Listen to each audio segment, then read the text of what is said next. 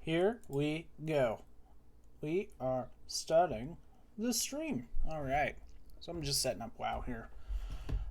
We're continuing on with the Spec 36 meme challenge, where we take our 12 World of Warcraft classes, soon to be 13 actually, and we level an individual character for each single spec within those classes.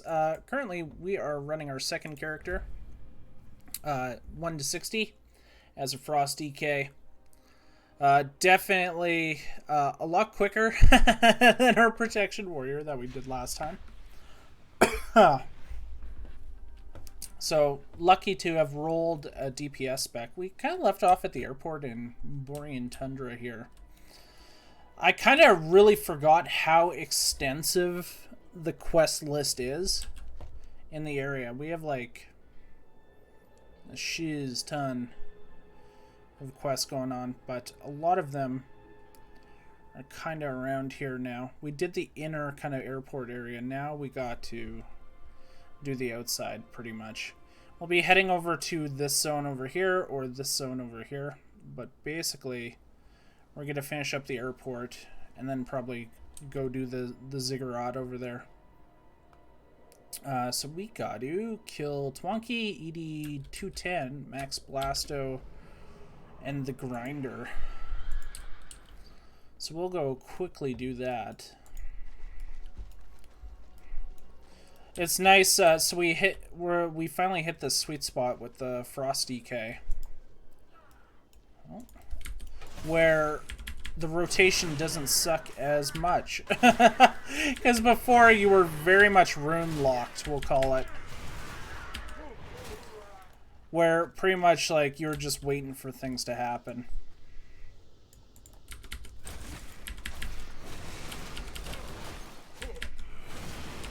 Now we pretty much can freely kind of do stuff.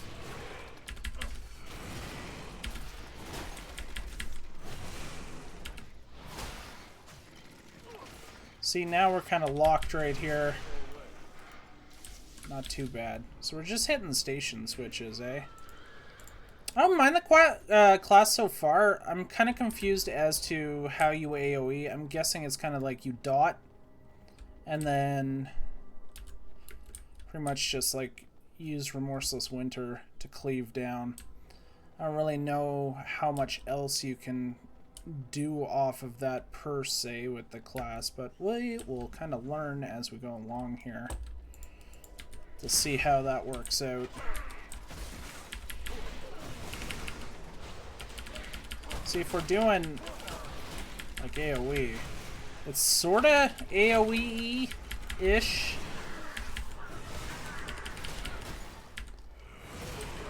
I'll just yank this guy over here.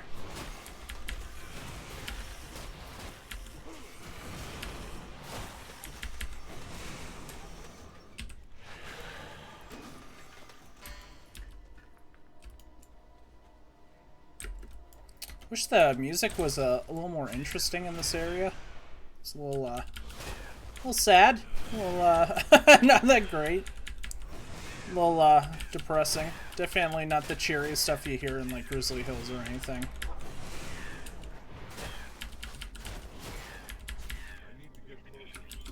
Alright. So let's go ED210. We'll kind of go over the hill here. Or do we? No, it's straight a beeline over. Let's kind of go over here.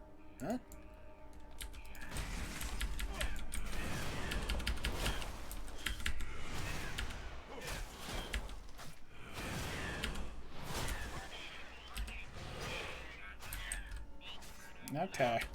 Oh. Do our haphazard AoE.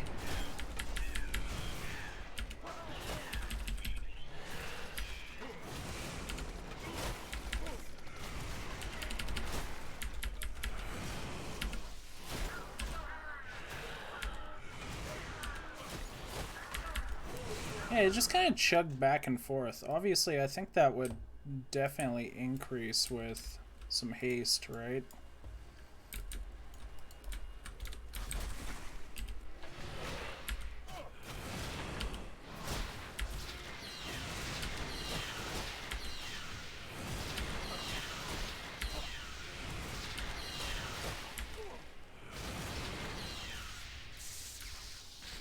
What's going on there? What is that?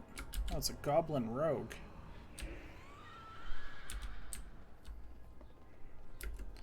Just like rando rogue.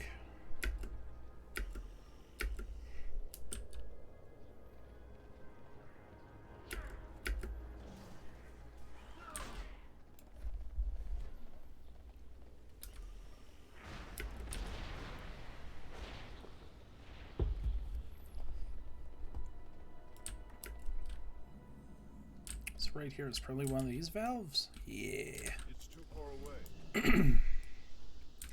Clicky the valves.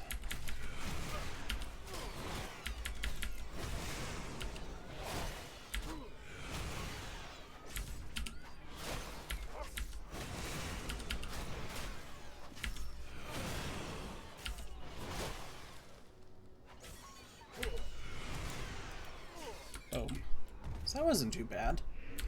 What else do we have down here? We can go get the pilot tailspin. So we'll kind of rotate over while we're down here. I'm pretty sure there's more gnomes that you kind of have to save off of this guy. Or at least kill something around here. I think it's creatures, but we'll see here. He's kind of like his own little mini quest hub.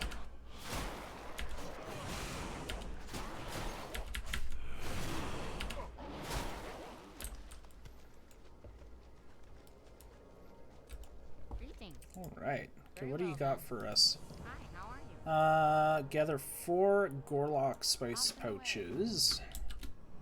Which I do believe are the guys over here.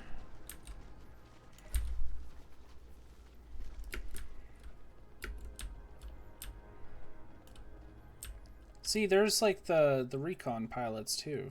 So I feel like we're missing a quest. Because you're supposed to like either collect the badges or something off of that, but we will see kind of where this goes.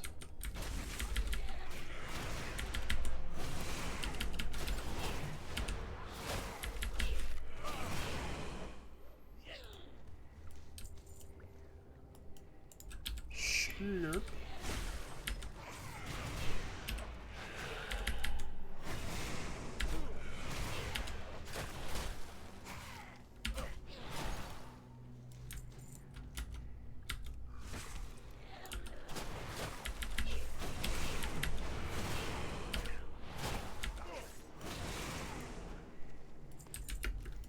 I'm still wondering if, like, it's good to go Annihilation as, like, the first row talent. Just kind of like the Obliterate stack. It doesn't feel like it recharges fast enough to be, like, effectively useful.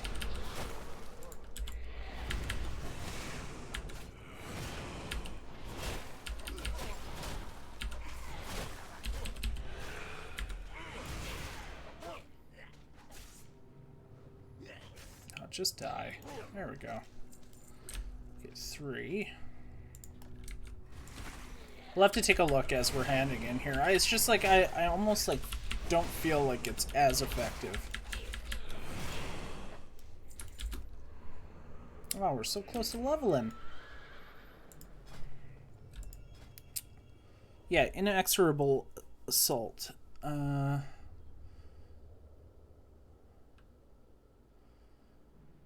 See, this feels like it's actually better. So if I do Frost Strike, like I get more haste, right? And it's just kind of like a hard hit. I don't think Inexorable Assault is the greatest there. Might be Icy Talons just to increase the haste, because if you have continued haste generation, right, or at least a baseline of 5% haste as you're using, is it a chance or is it? No, it's like anytime you do like a runic power based ability adds to that stack. I think when we go near like a rest area, we'll change that out. Finally, we got Path of Frost, which is nice. Now we don't have to worry about water. So microfilm. Very good. Throw a drug bait to an oil-stained wolf, then sit back and enjoy the results. Is this a poop quest? It might be.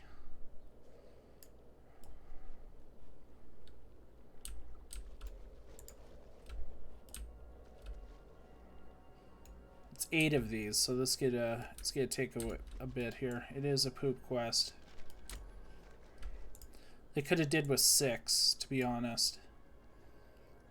Because 8 times 15, like, I mean, that's 2 minutes of just kind of waiting for the cooldown to roll over.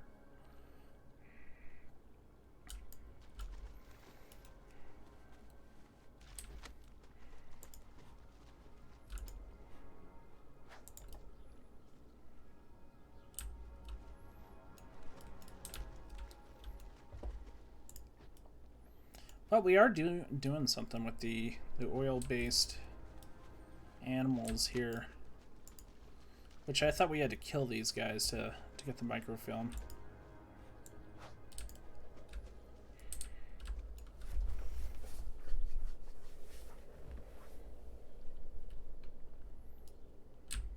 Yeah. At least there's no competition. Like in the area here. At least I'm... Oh, man. Real? Pressing the wrong buttons. That's cool.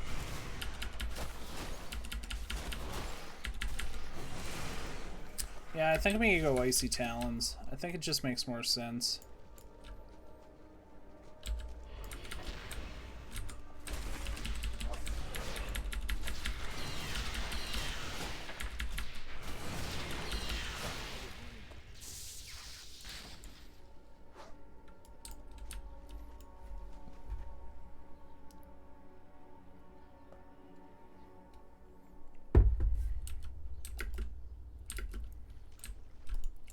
Just makes sense.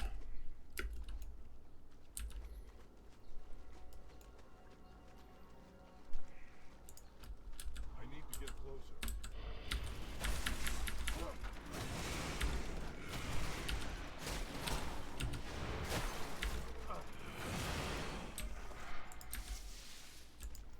So I need 3 more of these guys.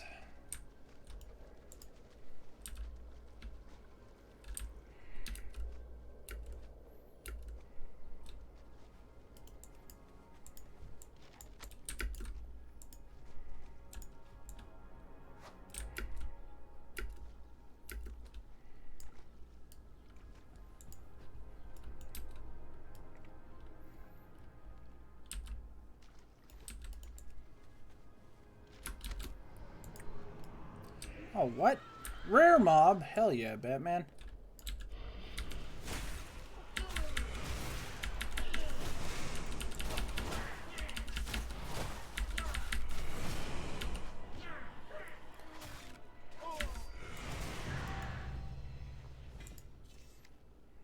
Ah, it's part of this. Interesting. No, my mage, I still have to fill that out. Fill it out a bit. Need some more doggos. There's one.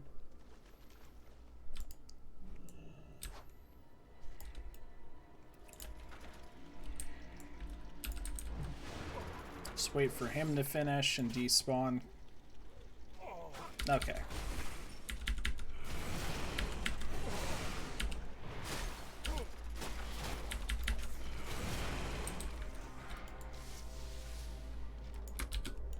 Nice.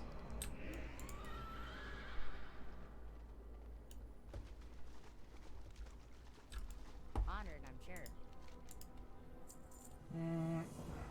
Yeah, now we do the bodies. Which is the gnomes who are kind of like scattered around here. Here's one. One.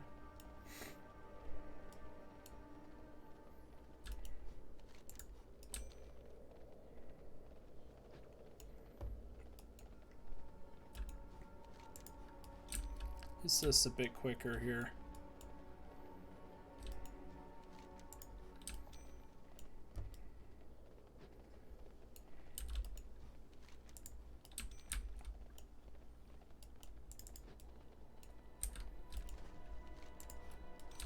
Boom. Done.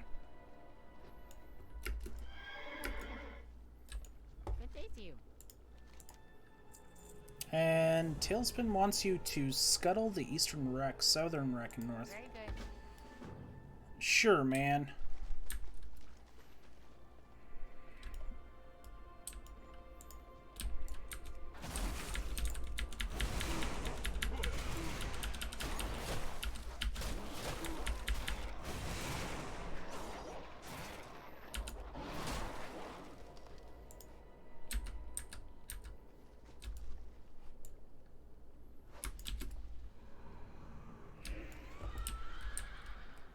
There's that one right there.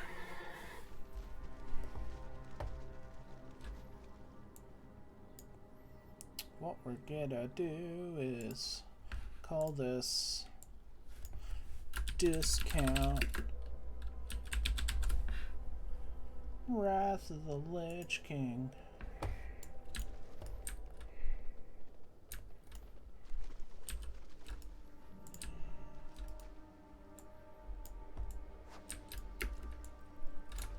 Nice. Just the last plane over there. Cool, cool, cool, cool.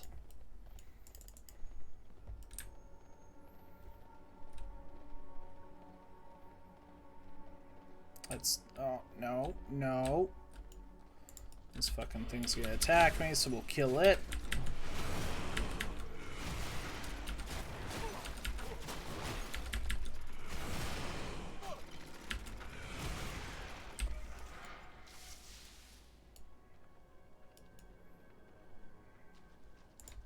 It's too far away.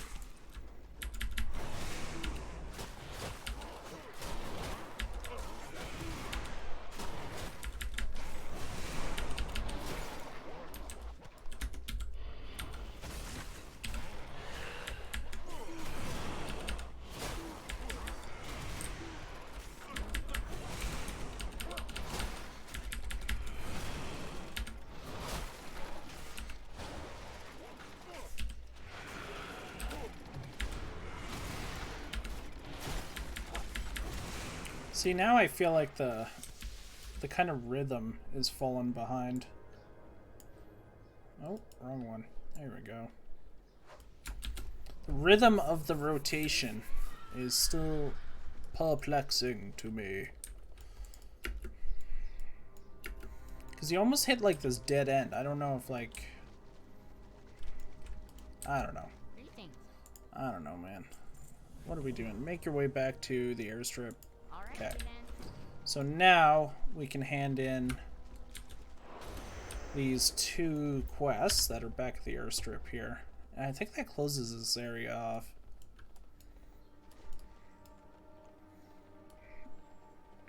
Or at least it should.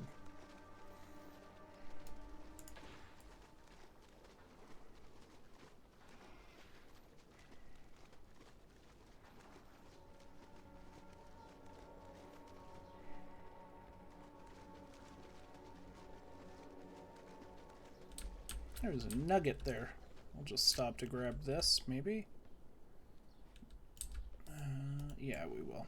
That should de-aggro. There we go. Whoop.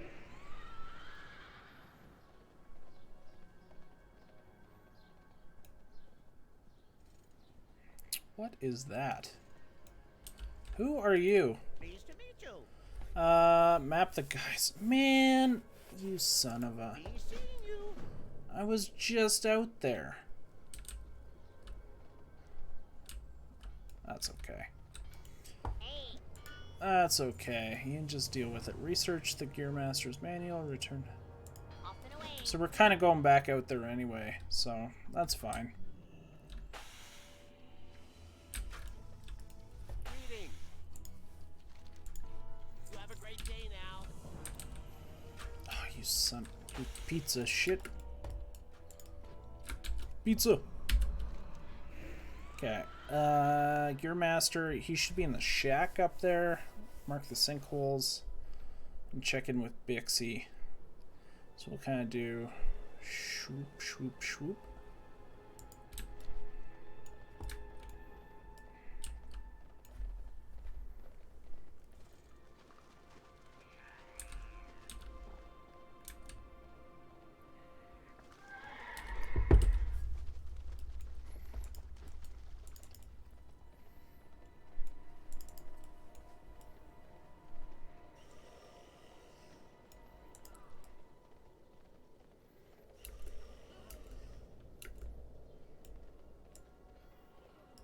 Why is everything so aggro-y here?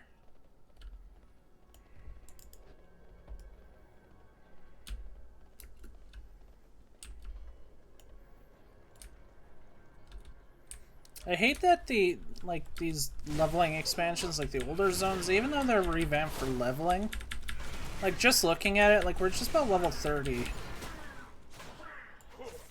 And I just feel it like it's such a disservice to the expansion that it's not like you're kind of at least fluidly throughout each expansion step or visiting it. Like I almost feel like we're gonna cap out in the next zone.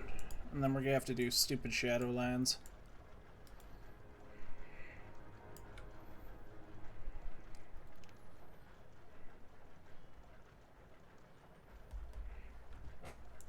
Come on!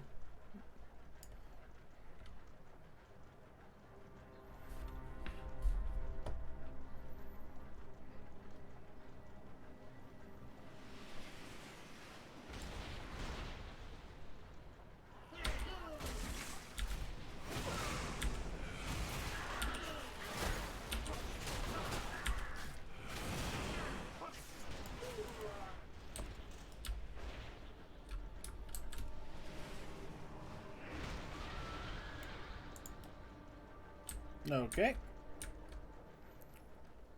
We'll go hit up Big C over here.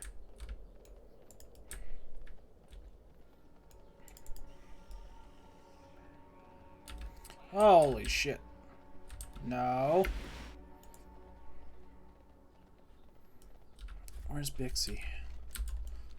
No, no, you're not a named... I thought that was like a named mob for a second there. I was like, hello.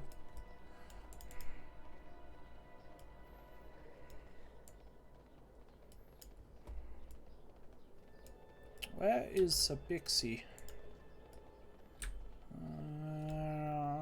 What's this? Cobalt deposit on the backside? Yeah. Sure.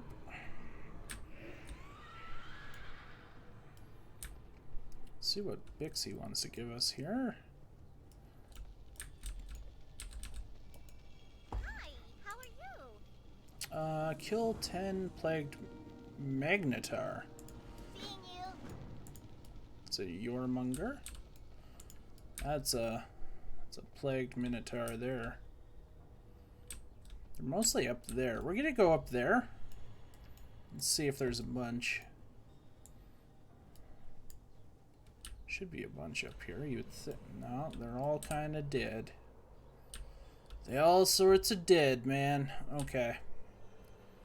Plan B. We'll go back. We'll kill this guy at least.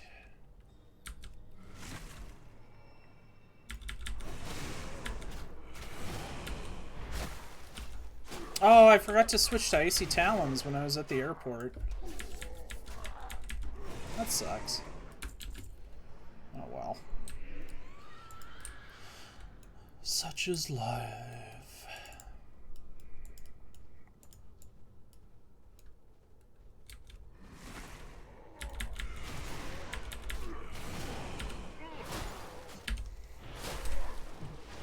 Ooh, what'd I do there? I hit something. Hit the interrupt. Is there anyone home?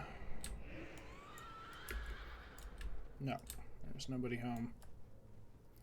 So we'll head over here, see if we can find some more dudes. There's one.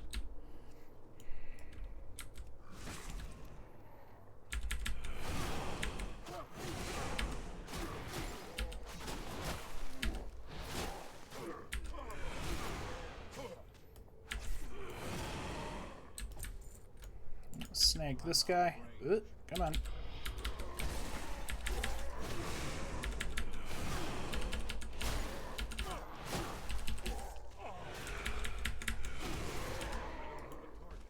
Six more. It's a Scourge Mammoth. Okay.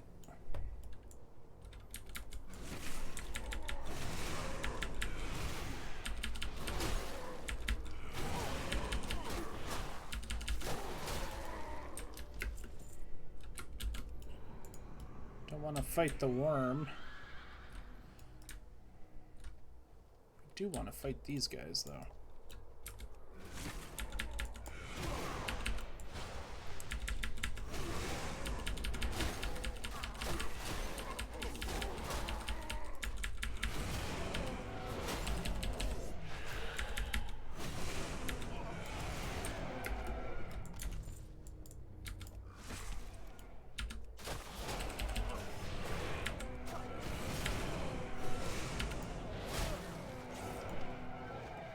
Stupid mammoth.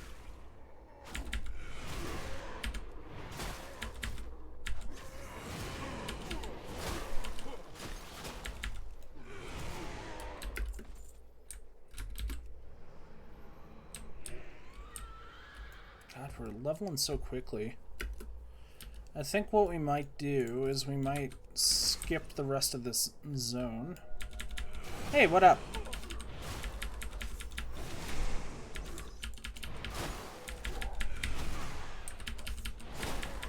Nothing much, Tiny. Nothing much.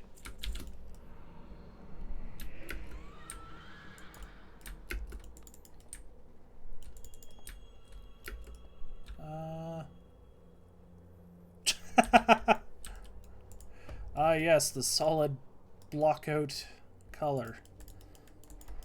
So high fashion.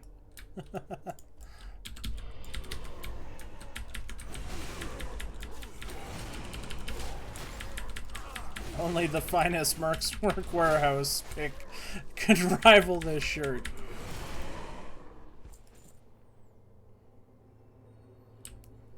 The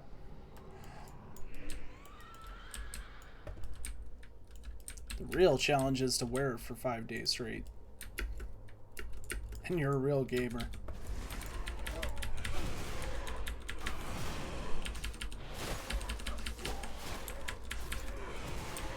Alright. Okay, where are we going with this? Back to Bixie.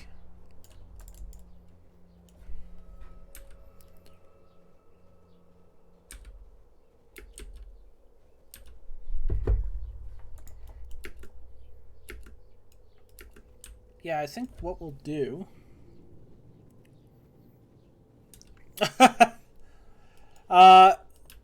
see, when you get to a certain age and bills and mortgage payments start to rise up, soon you have to dedicate more of yourself to the job.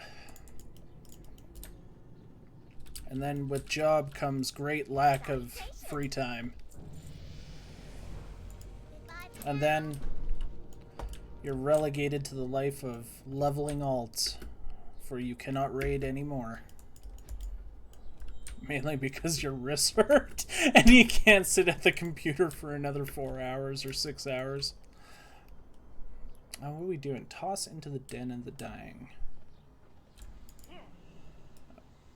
Don't you do it.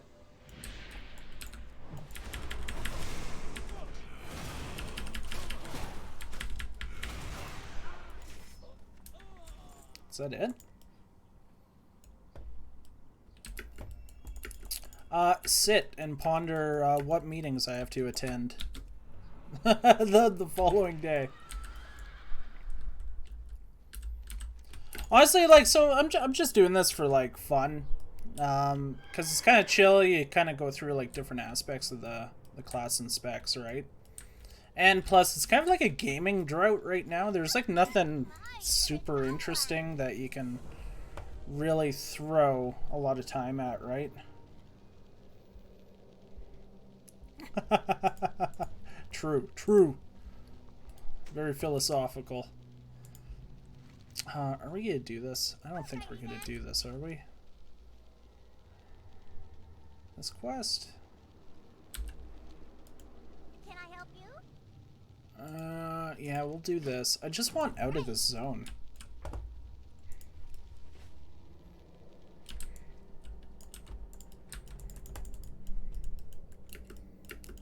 There needs to be like something interesting out, you know? And like console related, so you're not sitting at the computer, right?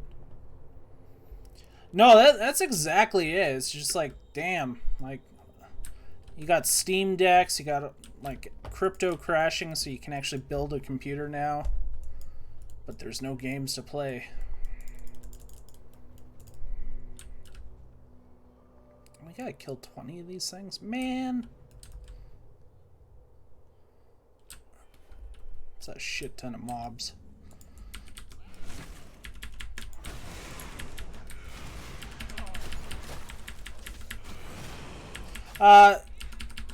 So I do a couple of things. I wear a couple of different hats, but mostly so I work in enterprise software, right? Not like cool enterprise software, but mostly like low code, no code application development. Ew, no, not Oracle. Disgusting. You couldn't pay me enough to go work for Oracle. Ew, no, not SharePoint either. No, sure. Or Power Apps, or like shit like that. That's fucking disgusting, non-scalable. Yeah, and Why? Why do you hate me? Stop listing all this shit. No, no. It's actually it's a startup company. So we run our own proprietary software for no-code build. Primarily, the target demographic is like government customers. We do have some private entities that we work with too, right? Think of like a mix of Workato, a scalable Power Apps, if you could actually scale Power Apps effectively, and what's a good orchestration software? There is some orchestration that we do as well with the integration engine.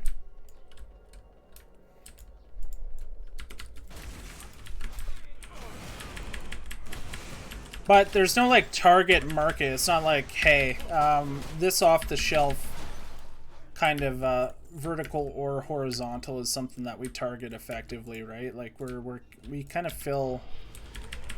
We can act as like a sidecar application suite or framework, or you can actually use us to build out a fully thing. It's just a pain in the ass to deploy, right? Like Power Apps is very like small time, right? Like you can't, like if you wanted to, you couldn't build out like a full like ERP or CRM out of Power Apps, right? It's more like lower hanging fruit that you'd normally see probably like, I don't know, you'd like pick something off the shelf, or you would be a disgusting human being and build it in SharePoint. Or try to.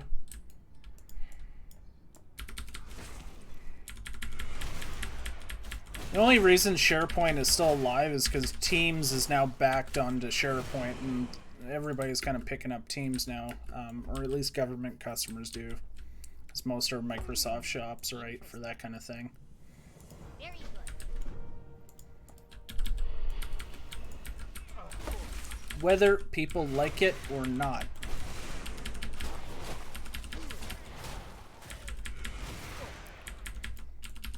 Yeah, you could do that. But the question is, do you want to spend the time doing that, right? And how long would that take you?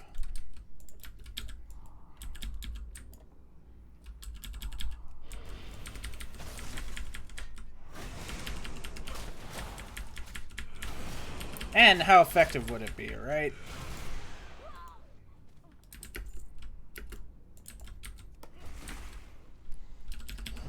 I guess, like, when you come down to it, like, Power Apps is, like...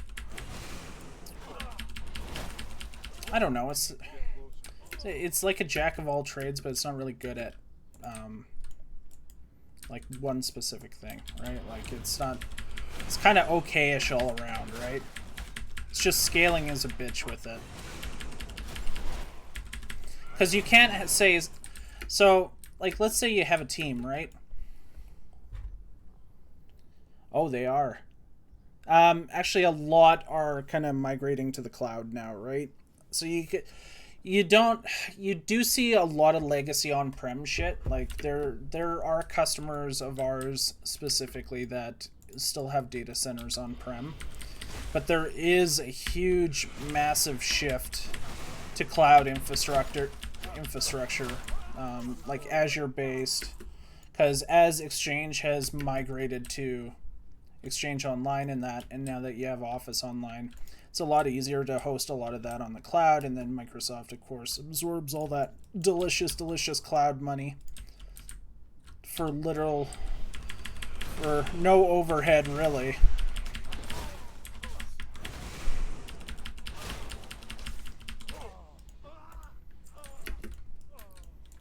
And that's why you see kind of like the rise of SaaS solutions as well, right? Because nobody really wants to take care of their own infrastructure in terms of like bare metal racks and that anymore. Because there's cheaper alternatives, even if it is AWS or like Microsoft or Alibaba or stuff like that, right?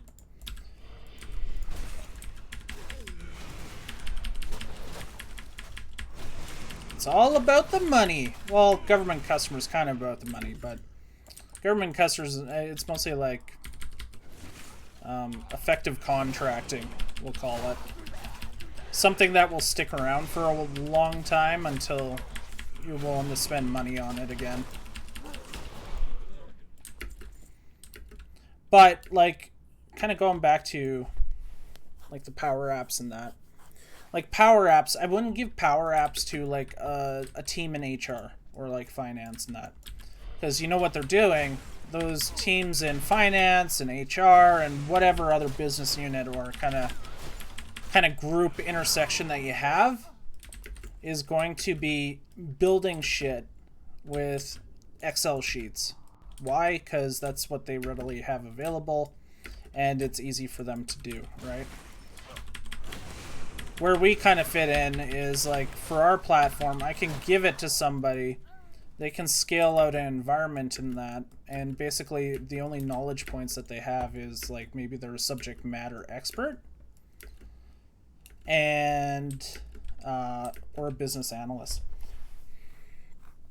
So the question is, do you want to spend resources on Power Apps devs, right? IT is pretty strained as it is, and if you do, like yourself, right? It is honestly that's exactly it, right?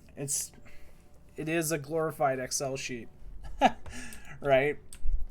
But so the question on IT, right? Like you're always going to have projects, and the question's always going to come up: are we going to build it in house, or are we going to buy an off-the-shelf product? What is more effective, right? And then the question comes in: is it a one-time purchase or is there a recurring operations cost? So that's kind of like when you start seeing like SaaS and point solutions kind of stealing a market and kind of intersecting themselves in. Oh, yeah, that's true too.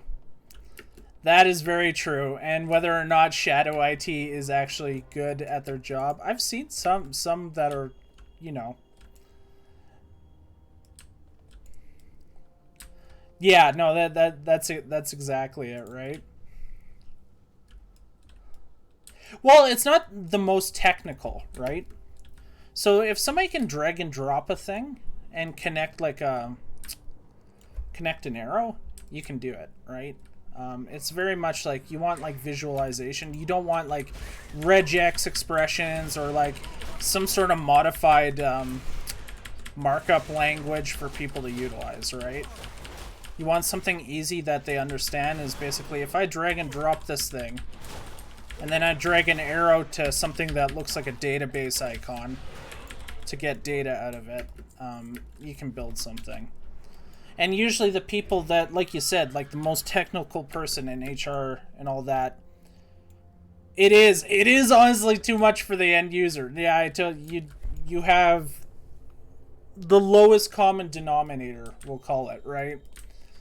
Who doesn't even know how to change their email signature. But like the ideal target audience is the guy who like, or person who would go out and Excel or VBA some like disgusting macro Excel sheet to do what they need to do to automate the job. Ideally, you want to be like less pain in the ass than the effort to put into it, I guess. Put into like an Excel solution or something along those lines. What am I supposed to be doing here? I've totally lost track. I feel like I'm doing a demo here. What am I doing? There's something we have to click here. Engine crystal.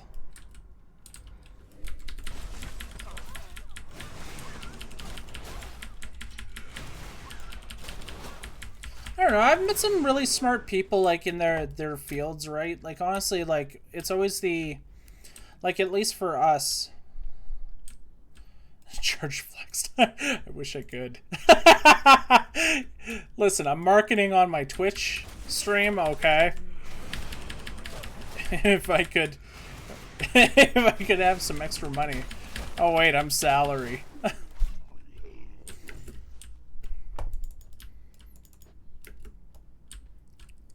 Oh fuck, why is there so much shit in this room? I just want to find what I have to click.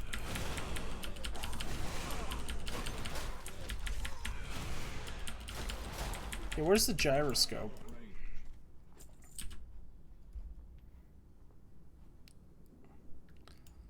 Okay, that's a crystal thinger.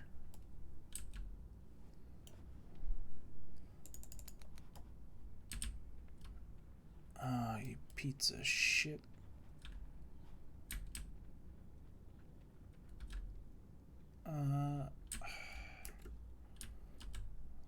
Where is a highlighted thing? That's got to be the crystal, right? You would think. There's got to be a clickable over there.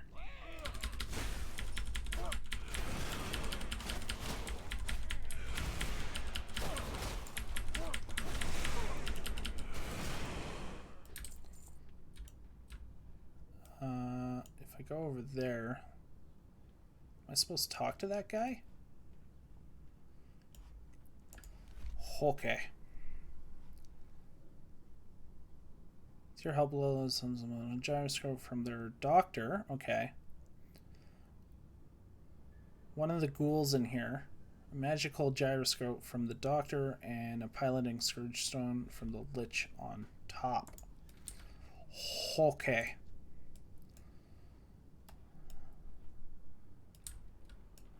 Let us find that guy? No.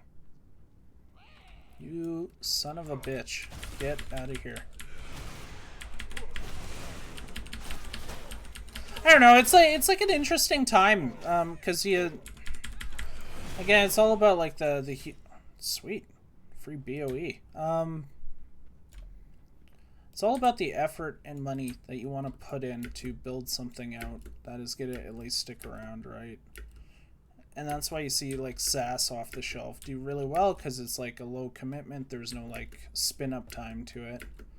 They just pretty much add you and you're good to go. Are we supposed to be going outside? I feel like we're supposed to be going outside.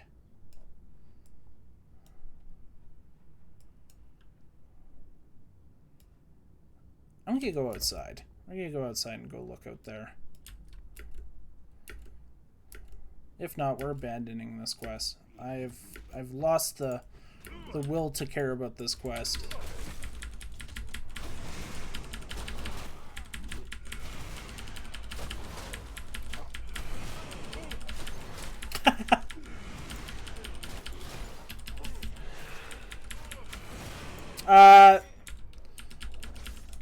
So I work.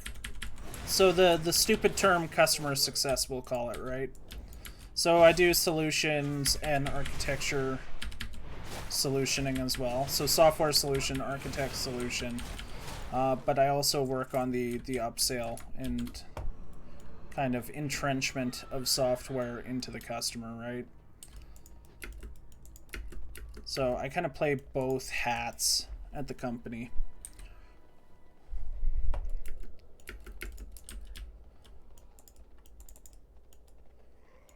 Basically,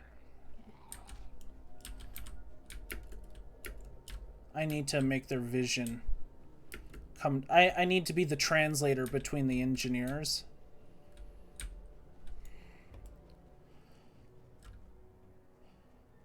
Yes, both. Both, using the tool set that we sell. So, if we're hosting, obviously that's an easier implementation, right? I just spin up a tenant and all that. But if it's on premise, it's like, you know, you go through the exercise of helping them scale out their environment that they want to roll out on either their cloud accounts or their actual data center, right?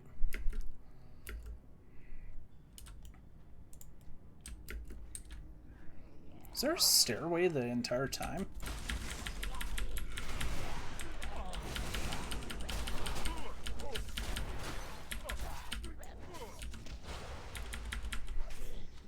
I've been doing it.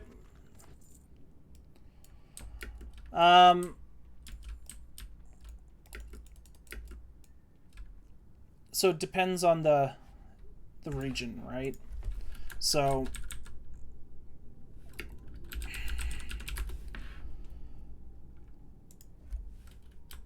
I don't know how much I can say. Let's say that we both use. Uh-oh, what'd I do? Just one sec here. I click something. Did I crash my game? Let's call it like we play with the big people. So like we're across many regions on AWS and Azure. What is going on? Oh, did I force that to the bottom? There we go. Oh yeah, no, it totally depends on the client, right? Like you could have export controlled data, you could have region based data, like, you know, like we can only host in the States, or we can only host in Canada or a UK region, so on and so forth, right? So we're definitely like across multiple regions depending on the clients, right? And then that's where, if we're hosting the solution, that's where it would sit in that kind of node set, right? And then depending on the tier of like what kind of data, is it like a government node, or is it just like a regular run-of-the-mill like EC like spin up, right? Okay, there's a lich. Whereas a lot of like, yeah, like if I was like a fully SaaS company, right? That would be a #1 question too, right? Because it's like then you're always in control, like the tenants data and that. The cool thing about our company is that like we don't own the data whatsoever. Like we're a very open mindset that your data is your data and you can access it in the way that you want to access it. So either by like our own API integrations or database level intersections, or however else you want to access it, if we need to bridge or something through like SFTP or some sort of like VPN channel underneath.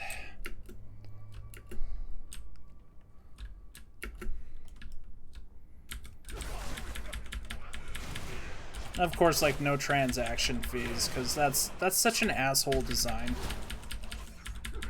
It depends on the customer, right? We follow their retention policies. So like I have some customers, some government customers that have like a 60-year retention policy, right? And we've inherited that because the solution's now on our stack, right? Where other customers, like, we're not allowed to hold anything. It's basically session-based hold of data, right? You may call for data from a tertiary source, hold it on the session for a bit, and then just drop it, right? Again, and then you kind of have to bring into the idea, like, we in North America were not affected by GDPR, right? but, you know, the Euros definitely are. So then you have to segregate and all that. And,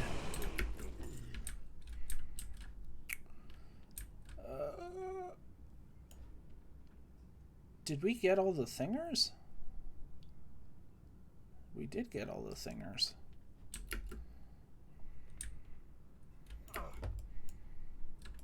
Hi, you're a tall one. Speak with Bixie. Be seeing you. So we're done in here. Fuck these guys.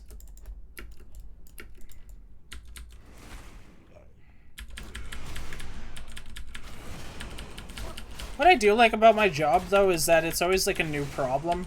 It's never like we're copy and pasting constantly. Like, there definitely is like application sets, like applications either that we've built with the framework or customers who have built that we can like export, like just lift and drop into multiple different customer locations. Kind of like a template.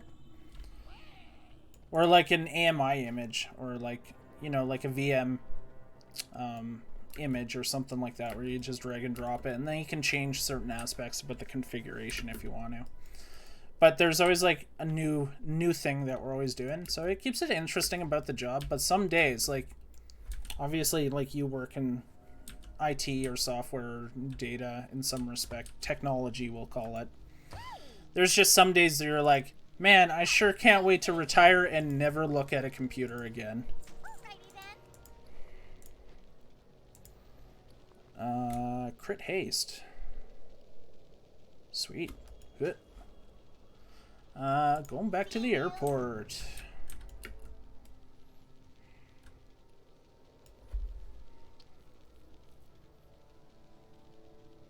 Oh yeah, no, totally. I totally agree with that. At least with us, everything is segregated. So whether or not it's a specific like dedicated instance or tenant.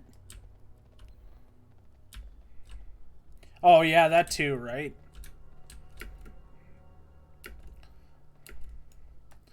Like each tenant of ours is like specifically for that tenant, so it's not like you mix data or anything like that. I couldn't even imagine mixing data.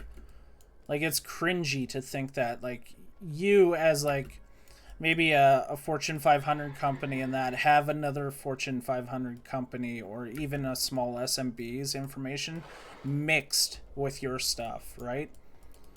Like, it's just that.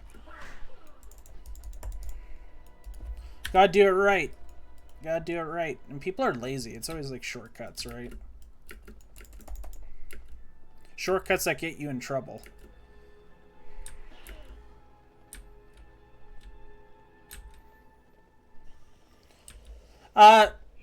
So our actual software has like a tool that creates a new tenant, pretty much.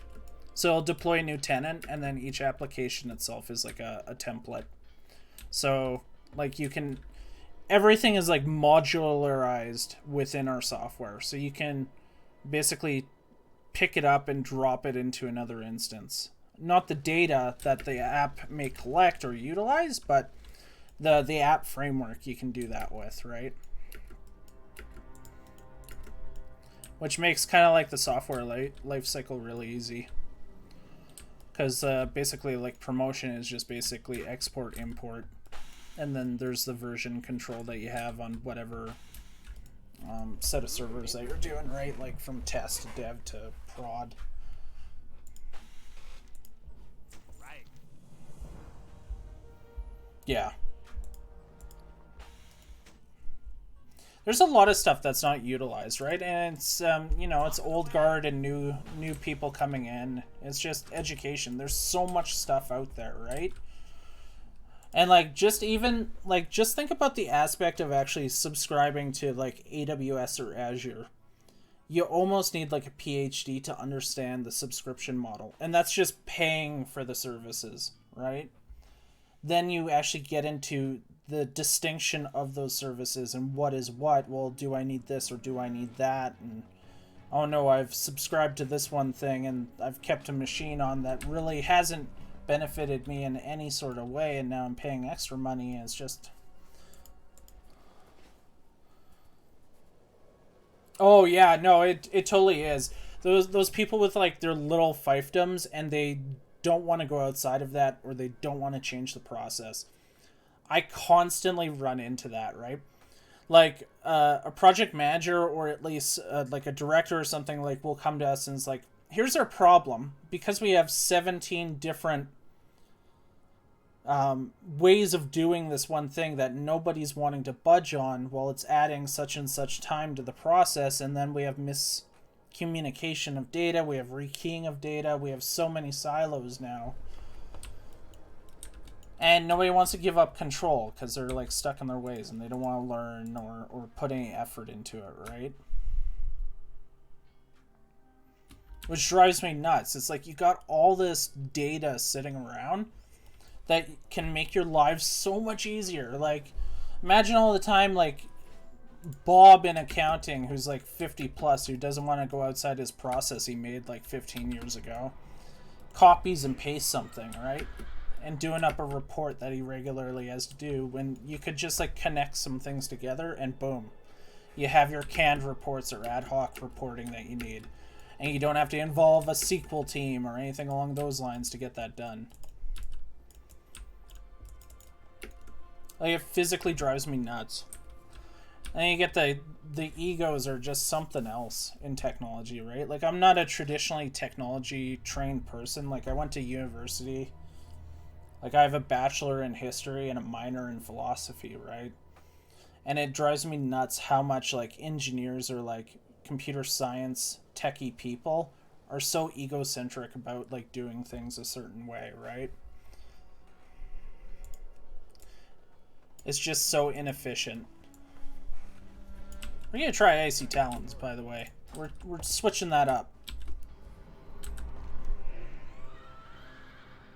Are we gonna do this? We're not gonna do that. It is. And I would argue same with history, right? A lot of people don't understand, like, lawyers and that. Most of their backgrounds is like a history degree, because it teaches you how to argue or like formulate your idea, right? Rather than the underlying content that you may be writing for.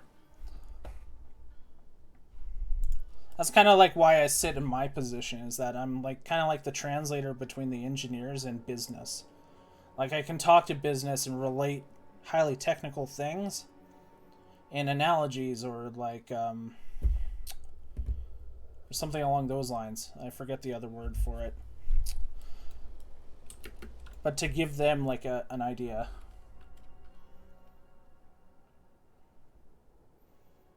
Yeah, there definitely is. Like, no matter how smart we get, we fall into the same pit holes, right? Or pitfalls is a better word for that. I think we're going to drop these two. Like, we're level 28.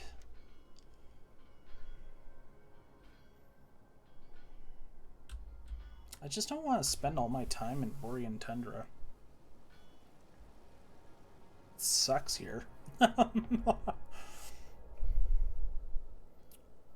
Let's go do the ziggurats. Oh, Enterprise Architect is like they're interesting people. Like, my CTO, he used to be like an enterprise architect for like Canadian D&D and like a bunch of big oil companies and that, and stupid smart, right? But he's down to earth as well, right? But you get some architects who are just like, holy damn, man. You gotta like talk to a person once in a while. It's definitely a cool position to be like the big brain and overseeing everything, right? Kind of what's going on and binding solutions together. We're gonna go to the ziggurat. That's what we're gonna do. We're gonna drop that. I think we're gonna drop these. I don't think I want to go to the Cordillera over here. So if we just cut across, I think we are okay, and hopefully we don't get dazed.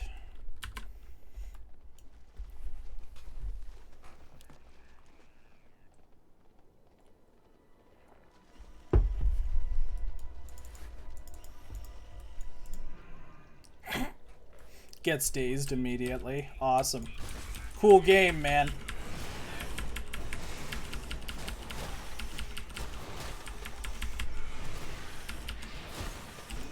Get closer.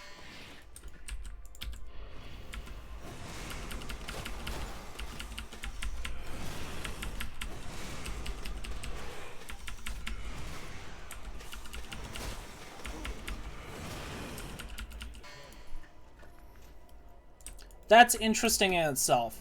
And that's the advice I can give you. Yeah, no, that's exactly, yeah, that's exactly it, right? Get it to a point that you can take satisfaction that you know it operates in, but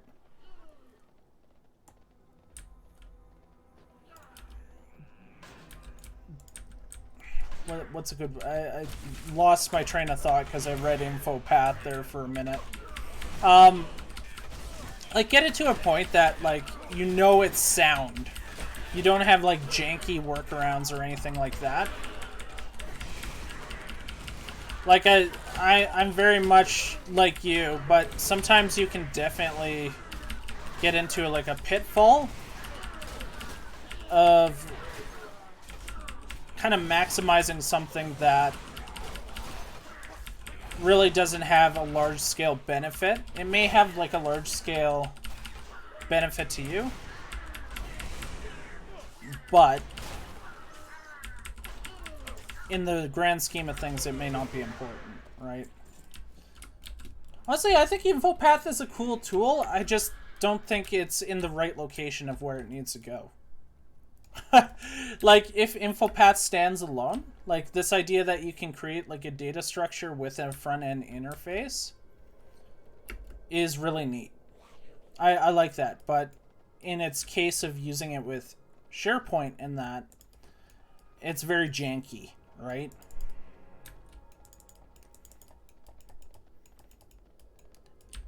Like, the way that InfoPath operates is kind of like this idea, like, you can almost build, like, containers with a front-end UI. And if you can effectively use that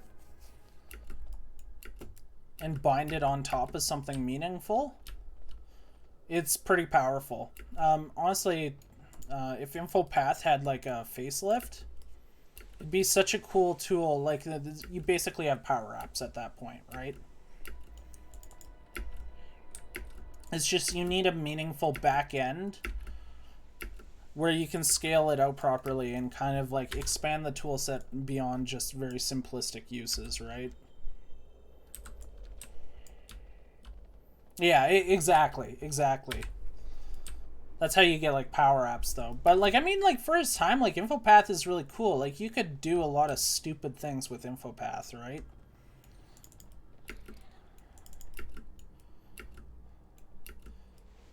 Basically, if you wanted to, you can make like an Access database application with InfoPath.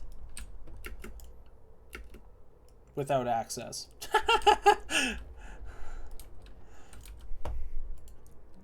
Yeah, ride the horse. Oh wait, we're in control of the horse. What is the point of... No, we're not in control of the horse. But then again, Power Apps is bound to the framework, right? So it's bound to the Power Apps framework on what it does. You almost need like an open source, like InfoPath-esque tool with like a friendly back end.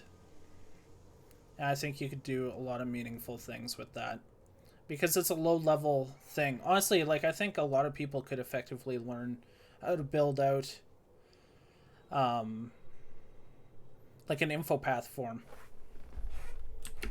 Well, it's kind of like what we do with our software, right? That's why I like InfoPath, because I see like some correlations with like the UI build, right?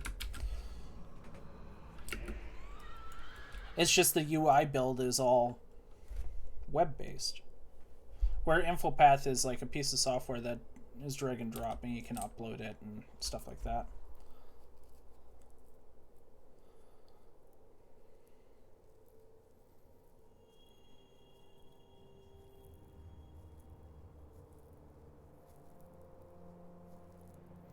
The risk with your software, though, is it that vendor lock-in versus something truly open source?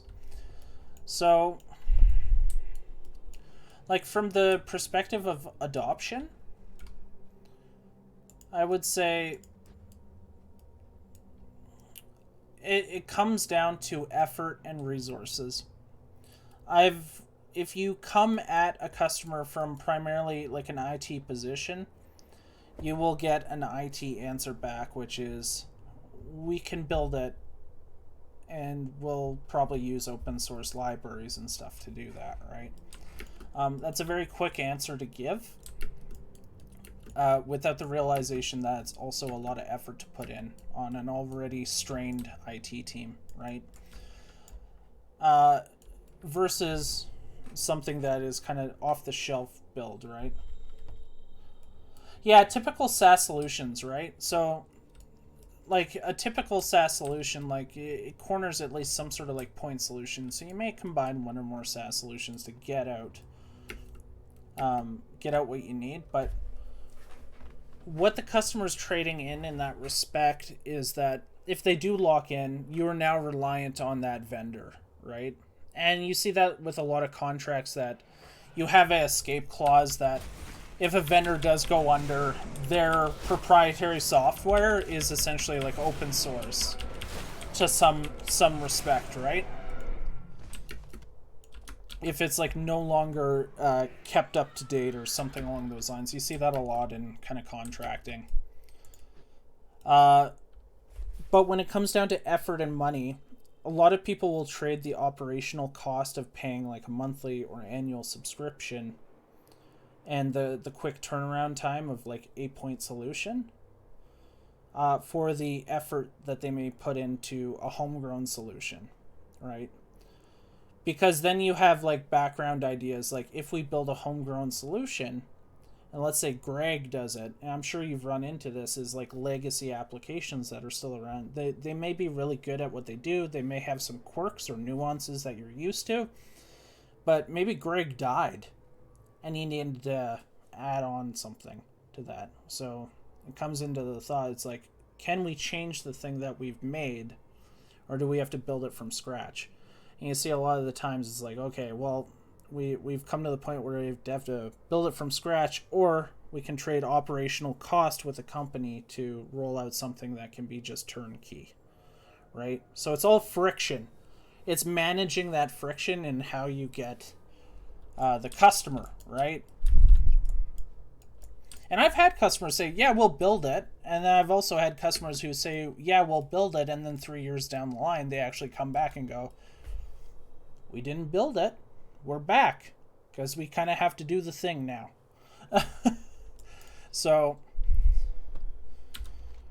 again, like every customer is different. Government versus private is very different, right?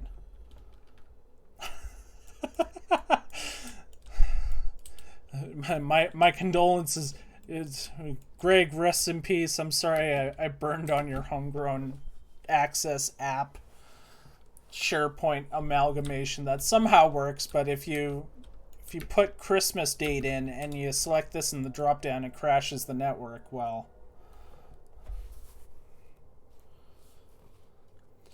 it's a fine balance of just effort of having the solution live in a certain time frame, right? Like a lot of people trade in, like, if I can have it in 2 weeks and have it fully operational, I'm gonna always go for that. But then you're locked in with a vendor, and hopefully that vendor is good to you, right? There's a lot of SaaS vendors that are just shit. There's no help. There's no support. We try to do it differently. Like, that's a big proponent that I push inside the company, is like ensuring that people are doing it effectively and that we do have the support models in place. Because people just get burned so easily, and then you get in shit and your boss gets angry and nobody's really happy, right?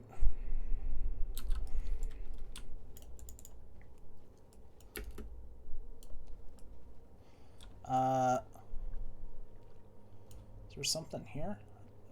Is it? Oh, it's in there. It's a clickable. And click. Oh no. It's a tarp.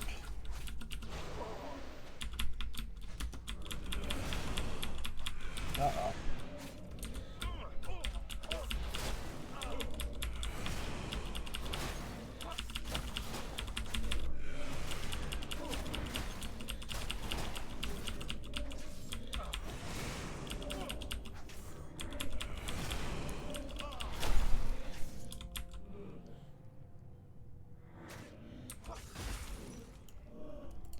That's true. And that's often why you want executive or higher level buy-in. Like, at least from me as a vendor, right? Is because they do have that weight. And, like, honestly, like, I do want, like, buy-in from both IT and, like, the business, right? Because then you have a good working relationship. I don't want, like, friction between me as a vendor and IT. Well, at least friction on the point that they think, like, my product is shit or something along those lines. Like, I want to give you a good product that you can use effectively, right? But I don't want friction because the executive picked it over. But there's always, like, the new shiny stuff. And it's, like, always, like, at a price point that it's an easy buy, but then you get locked in. And then the executive really pushes for it, right?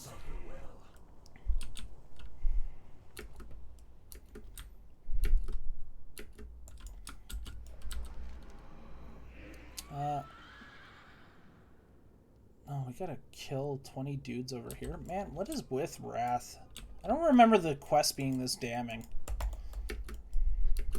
We're spoiled now in retail. You have to kill 3 things and then you're done the quest.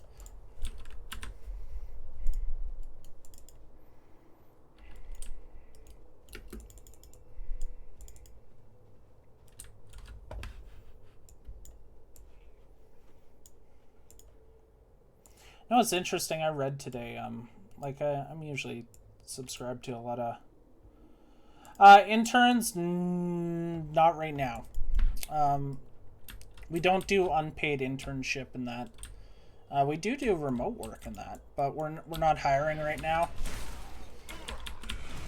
Just because it's like, you know, it's like we as a startup, like, we have to try and use our resources effectively as well. And I had to let a lot of people go near the start of COVID, which was not a fun time. Just because I couldn't keep them around, which sucked. But we got them all jobs afterwards, right? So it's all good.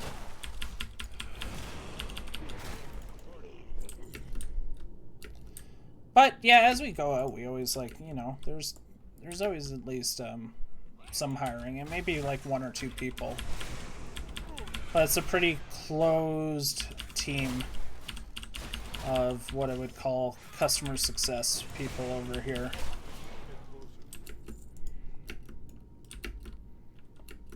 But it's all remote now.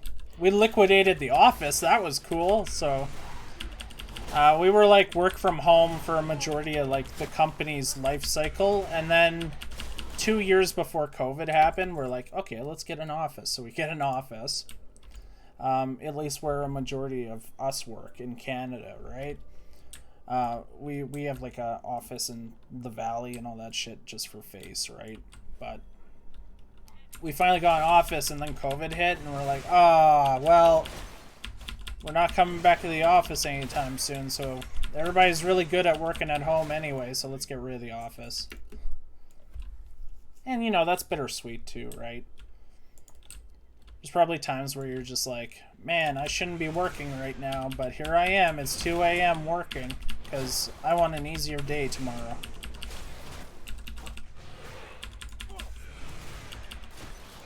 That was me last night. Killing stuff. But we do work with, the cool thing about our company is that we do, it's kind of like an internship. Well, that's cool. So, like, if you can do work from home and effectively, like, run with your, like, common project management styles and that, like, whether or not, like, you're an agile or, like, a mix of Kanban or waterfall or stuff like that, right? If you can do that from home, you got it. Because it's a hell of a lot easier in the office when I can go over to Jill's desk and go, hey, this thing, let me explain, write it on the whiteboard, and then they understand right away. And I hope most companies like try and keep the work from home mentality up, because I do think it does allow more options, but it also allows more exploitation of your workers, right? You talking them into overtime and stuff like that that may fall outside of their regular working hours. And that's why you see like pushback, like even before COVID, you see the pushback in like European countries like France, where your employer's not allowed to email you or contact you after work hours, right? Because it's almost like you're lowering your minimum income, or lowering your hourly wage by overworking in hours that you're not supposed to be.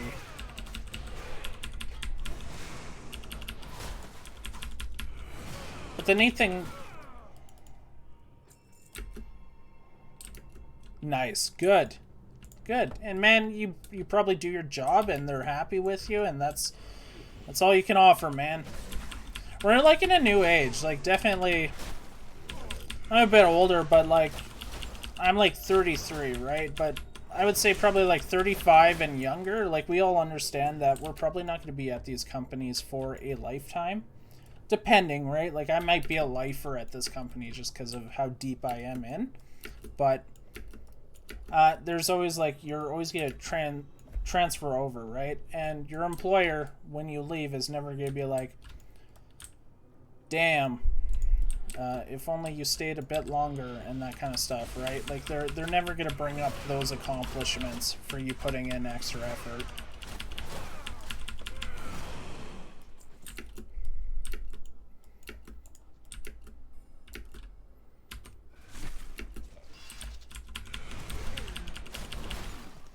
Yeah, no, exactly. Yeah, the bigger the company, the more that you're just a very niche specified cog that's being used. But what you want to do, like, definitely, like, because we're able to jump from company to company and we have the opportunity to do so, you have the ability to learn a lot, right? And absorb and get your mentors from different points of view, right? Like, if you work with, like, an architect at a big oil company and then go work with a different company that does clothing, let's say, right? They're going to have very different viewpoints on kind of architecture in that. And you can learn very nuanced opinions and ways of doing things, and then you can translate that and, of course, come up with your own ideas in that, right? So you get the opportunity of not being kind of, like, stuck learning it one way, right?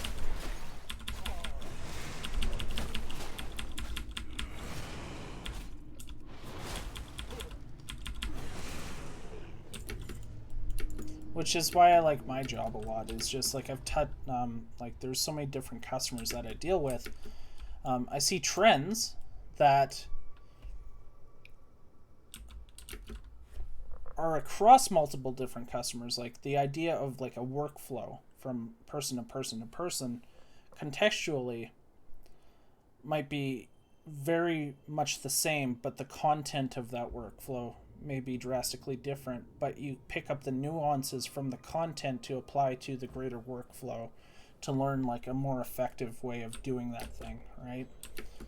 And if you absorb things like a sponge and you utilize it and you're willing to like put in the effort to learn new things that are outside of your sphere of what you currently are doing, like asking questions, utilizing the resources at your company, you have so many different pathways that you can take, right? A good example of that is InfoSec Twitter is great for that. Especially like Swift on security. Because they started in help desk, but now they're like an architect for designing out like their InfoSec policies and that, right? But they learn the nuances around understanding the burden on users when you put too many rules in place or not enough rules in place, and what that balance is, right? To where they can effectively do their job to be the best at that job.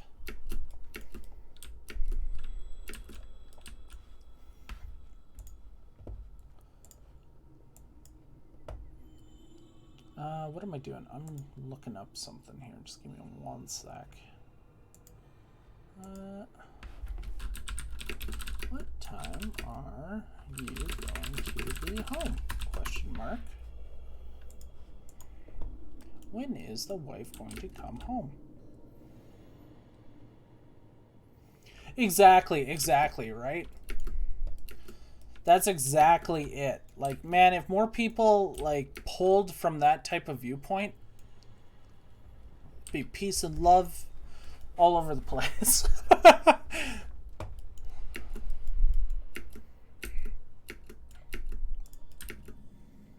Are we supposed to do something with this? Summon...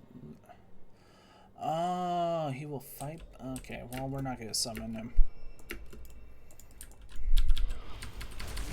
I'm very much of, like, the holistic approach for software development and that.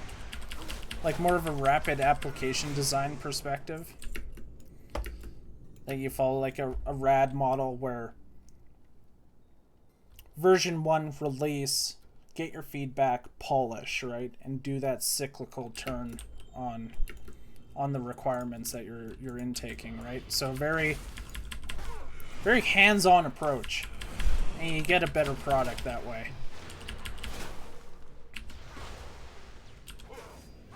I still don't know how to play this class. Like, I feel like I'm running against the rotation, like I'm doing something wrong.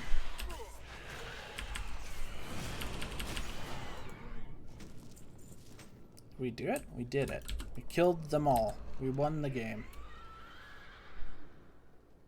Okay.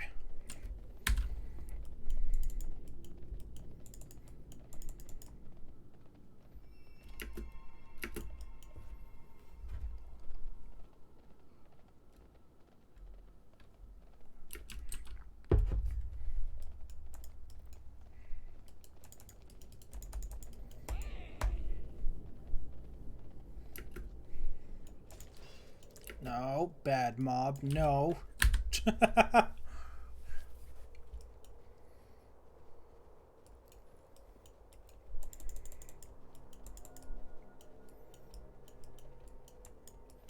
know what I'd actually like to learn is, what is it called?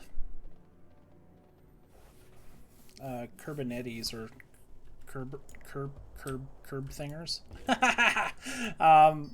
Because that's like an interesting thing. I haven't put in the effort though.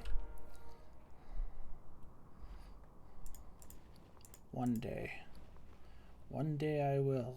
Crit? Yeah, exactly.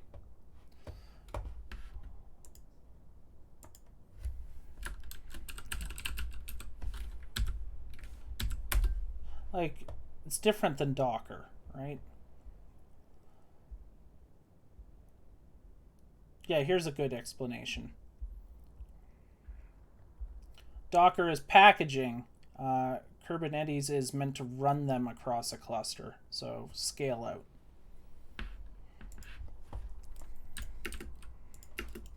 I do like the container aspects, right? Like, I do think more things should be drag and drop and just plug and play. Kind of like Snowflake, like as a DB resource, right?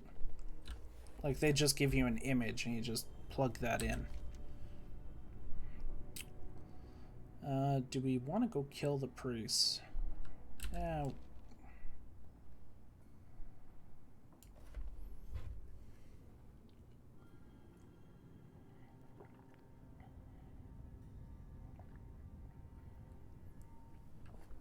See, that's cool, and that opens up doors, right?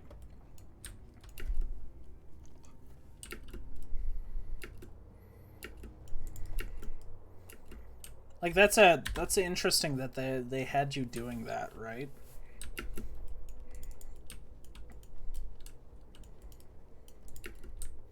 Like, was it more grunt work, or was it more like designing out the flow?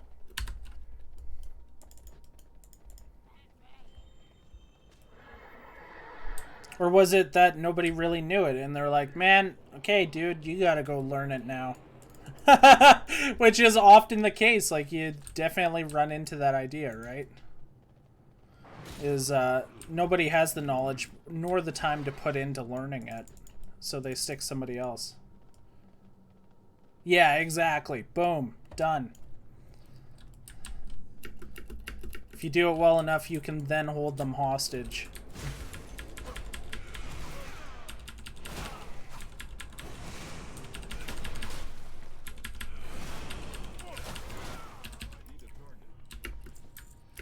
The thing you want to do is keep the secrets to yourself. If you want to stay at the company, right?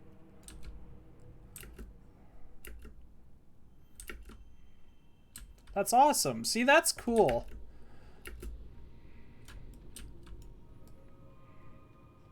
Nice. Boom. Stick that on the resume.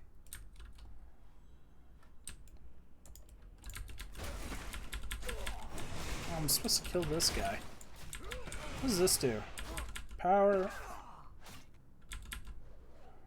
Increases your strength by 10%.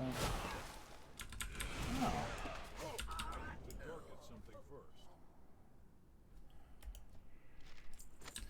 Question is did you make good documentation or did you make job security documentation?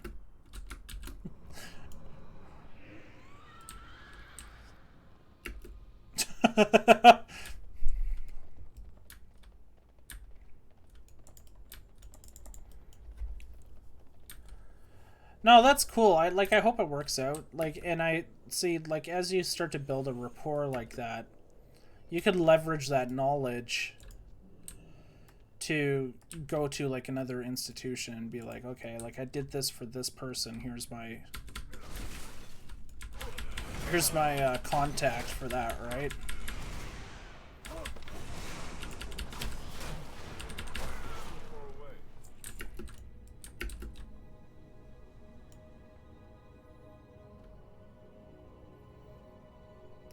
No, you want to put your, if you're going to do, knowledge base like that, you want to act like a consultant in that regard, right? You want to act as an expert and give them the resources, the knowledge transfer to do it themselves. But you want to put them in a position that they're always going to come back to you as well. Because you are the defining expert of that. That's kind of how you build a rapport, right? Because a lot of this business is very, knowing who's who on certain things. Depending, definitely depending on, what products or what kind of business you're in. But it always comes down to who's friends with who. But if you yourself can transparently, or, be transparent about the information that you know, and explain it effectively, again, you look like the expert, and they'll always kind of consult you on things. So it'll be interesting if they ever come back to you for that.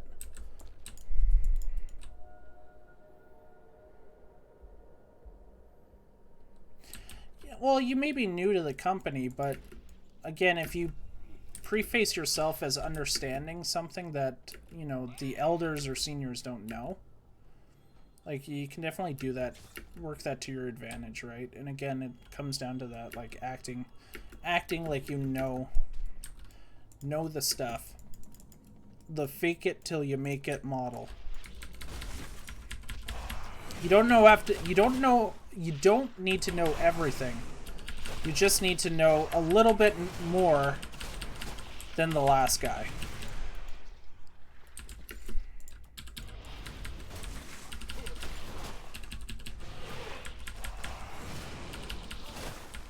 There's been instances in my career, right? I've had a meeting with, somebody who's, been in their specific field of the company. Let's take, InfoSec as an example, because that's always good. They're always learning about new policies, utilizing knowledge, and kind of, it's always a thing that's always transitioning, right? But doing, putting in a little work to understand how to speak to that idea can get you a lot of places, right? And again, you may not know all the knowledge that they know, but it'll put you in a position where you can stand and have a conversation with those people. And that's always useful, right? Depending on what you're doing in that situation.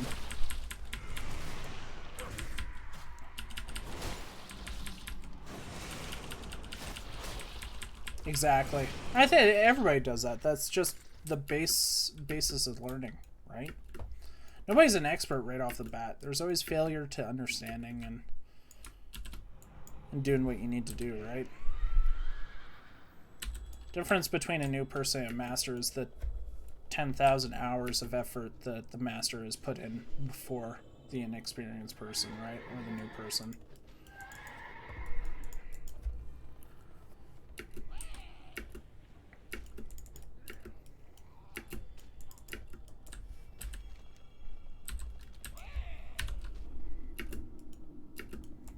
Always be learning.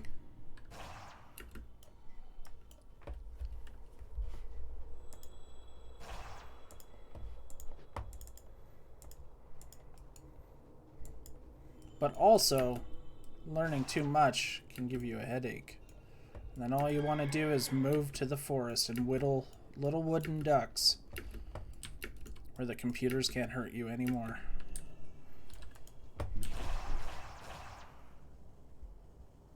Yeah, no, it's exactly. You always gotta do some reading. You have to always kind of keep up in some regard, right? Oh man, do we go two-handed? We might have to go two-handed.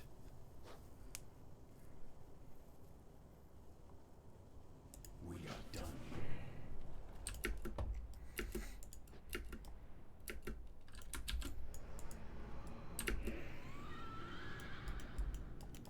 Especially with like the prevalent. Oh no, it's all good. It's good. Like at least I can speak to it. At least I'm not like shitting the bed on stream or anything like that, right? Other than that, you just hear me bitching about the quest in Wrath of the Lich King. I had such nostalgia for this. I was like, man, I haven't played the Wrath Zones in forever. This is gonna be awesome. Relive my early 20s, and then I find out it's like, well, man, these quests aren't really that optimized. Feels bad, man. What are we supposed to do? We're supposed to do something here. Hopefully, we just continue to run and don't die. Now that we know, we're gonna die. Do we kill these guys? We're gonna kill and raid. So, uh-oh.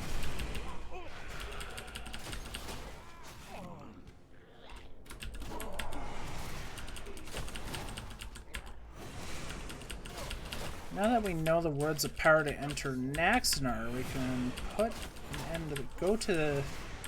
Look for the teleportation orb beneath the floating citadel. I'm dying. Oh, no, I'm not dying. Am I dying? Oh, come on, discount. Let's go. I'm still alive. Okay. Look beneath the citadel. There's the citadel. Where's the Orby boy?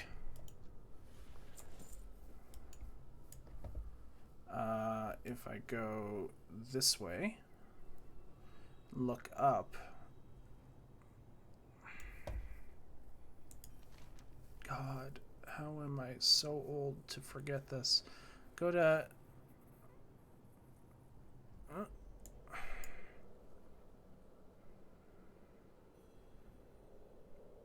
Look for the teleportation orb beneath the floating citadel. So it's gotta be outside. Or am I wrong? It's gotta be outside. That's outside.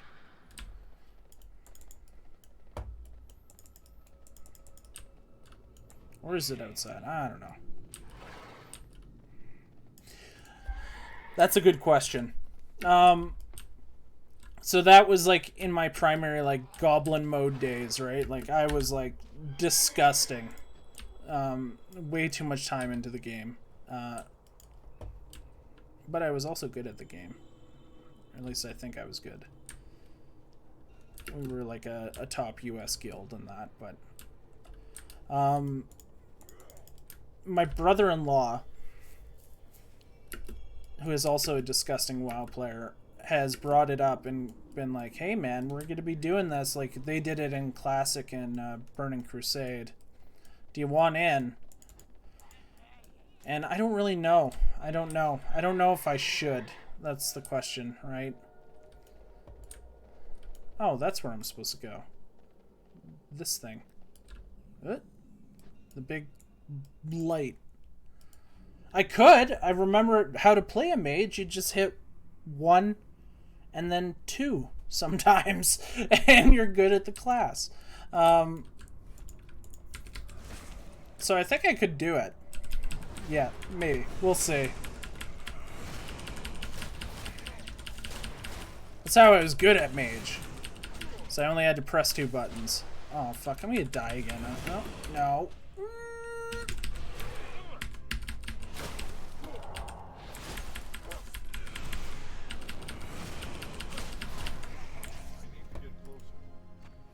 I did. TBC, Wrath, and then Kata. We quit at the end of Kata on the Heroic before Mythic was a thing. And then we came back for Warlords of Draenor for raiding. But in or between, pretty much I just level capped the mage, right?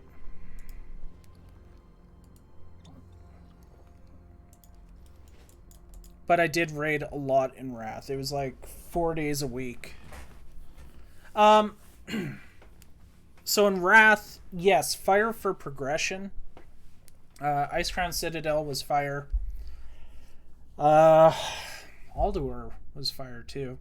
Naxxramas was this weird kind of culmination because there's a double dip mechanic that you had with the Frost Firebolt. That you could dip into Frost and Fire in the talent trees and kind of double your damage pretty much, right? But mostly Fire. Fire, like, definitely chained, but I did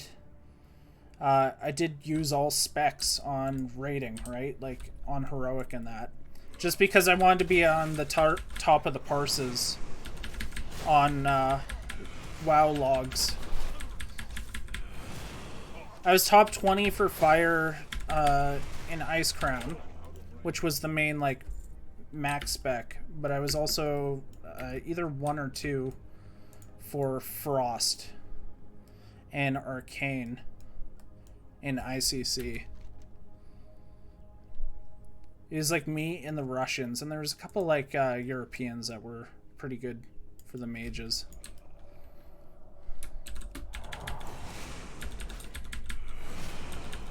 I miss those days. Like, I miss it because I was like actually, I had everything going, at least in World of Warcraft. And yeah, what the fuck was that buff called with the crit?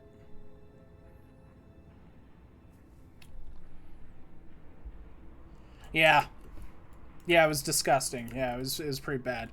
And then I would shit post on the not combustion, the other one. You can pass crit to another person, and if they crit, you gain crit. It was empower something. But if you put it on the Disc Priest, it wasn't ignite, no. It was like this weird weird talent. Here, let me look it up. Mage buff talent crit. Wrath of the Lich King.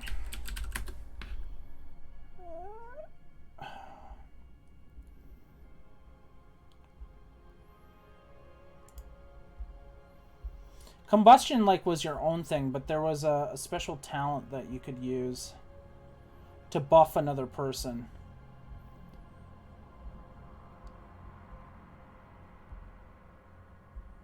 Is it Arcane Focus? No, it's not Arcane Focus. That's stupid.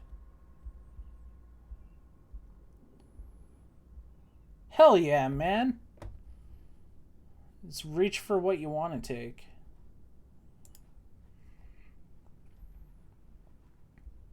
I just wanted to shitpost on the forums, and in order to do that, I had to be good at the game. That's all I wanted to do. Oh, here's the talents here. Just one sec. Display capture. Let's push that over the game capture. Yeah, it was this guy. Focus magic. So increase the target's chance to critically hit by 3, and when the target crits, you get 3% crit.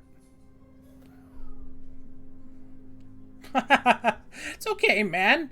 When I was like 14 and WoW just came out, my first character was a hunter, but the only good weapon I had was like a two-handed axe. So I didn't shoot stuff. I just like I just hit everything with the axe as a melee hunter.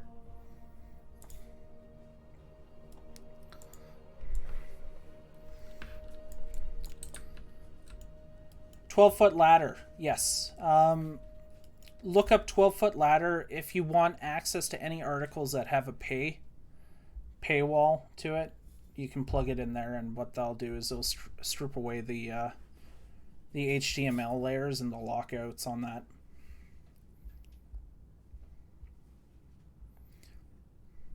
Anyway, I do have to go.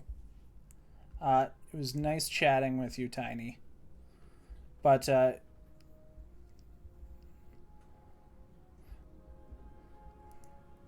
yeah, no worries about that. It's all good, man.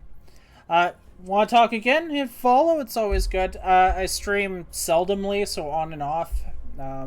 Usually between 6 p.m. Eastern and 10 p.m. Eastern, we'll call it. Weekdays.